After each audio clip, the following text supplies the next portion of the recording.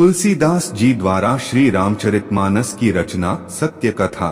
श्री रामचरितमानस की रचना चित्रकूट से लौटकर गोस्वामी जी काशी पहुँचे और वहां प्रहलाद घाट पर एक ब्राह्मण के घर निवास किया।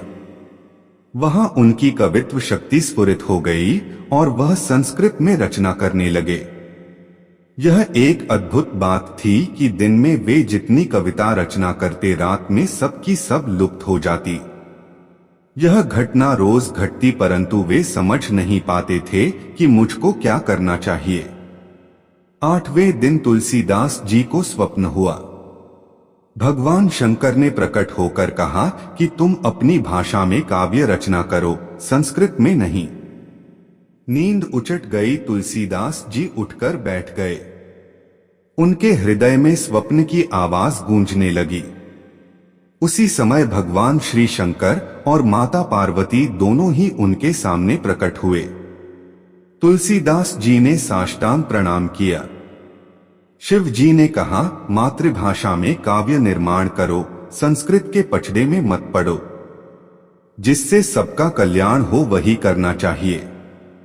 बिना सोचे विचारे अनुकरण करने की आवश्यकता नहीं है। तुम जाकर अयोध्या में रहो और वही काव्य रचना करो, जहां भगवान की जन्मस्थली है और जो भगवान श्री सीताराम जी का नित्य धाम है, वही उनकी कथा की रचना करना उचित होगा।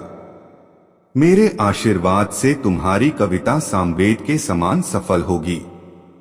इतना कहकर गौरीशंकर जी अंतर्धान हो गए और उनकी कृपा एवं अपने सौभाग्य की प्रशंसा करते हुए तुलसीदास जी अयोध्या पहुंचे।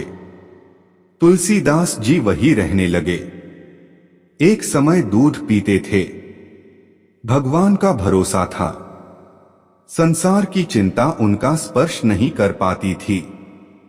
कुछ दिन यूं ही बीते। संवत 1631 आ गया। उस वर्ष चैत्र शुक्ल रामनवमी के दिन प्राय वैसा ही योग जुट गया था जैसा त्रेतायुग में रामजन्म के दिन था। उस दिन प्रातः काल तुलसीदास जी सोचने लगे, क्या इस समय भगवान का अवतार होने वाला है? आश्चर्य है, अभी इस समय अवतार कैसे हो सकता है? उसी समय श्री हनुमान जी ने प्रकट होकर तुलसीदास जी को दर्शन दिया। तुलसीदास जी ने प्रणाम करके पूछा, क्या पृथ्वी पर इस समय भगवान का अवतार होने वाला है? हनुमान जी बोले, अवतार तो होगा, परंतु मनुष्य शरीर के रूप में नहीं, अपितु ग्रंथ के रूप में। इसके बाद हनुमान जी ने गोस्वामी जी का अभिषेक किया। शिव, पार्वती, गणेश, सरस्वती, नारद और शेष ने आशीर्वाद दिए और सबकी कृपा एवं आज्ञा प्राप्त करके श्री तुलसीदास जी ने श्री रामचरितमानस की रचना प्रारंभ की। 2 वर्ष 7 महीने 26 दिन में श्री रामचरितमानस की रचना समाप्त हुई। संवत 1633 मार्गशीर्ष मास के शुक्ल पक्ष में राम विवाह के दिन 7 कांड पूर्ण हो गए। यह कथा पाखंडियों छल प्रपंच को मिटाने वाली है। पवित्र सात्विक धर्म का प्रचार करने वाली है। कलिकाल के पाप कलाप का नाश करने वाली है। भगवत प्रेम की छटा छिटकाने वाली है। संतों के चित्त में भगवत प्रेम की लहर पैदा करने वाली है। भगवत प्रेम श्री शिवजी की कृपा के अधीन है, यह रहस्य बताने वाली है। इस दिव्य ग्रंथ की समाप्ति हुई उसी दिन इस पर लिखा गया, शुभमिति हरि ओम तत्सत। देवताओं ने जय जयकार की ध्वनि की और फूल बरसाए। श्री तुलसीदास जी को वरदान दिए, रामायण की प्रशंसा की।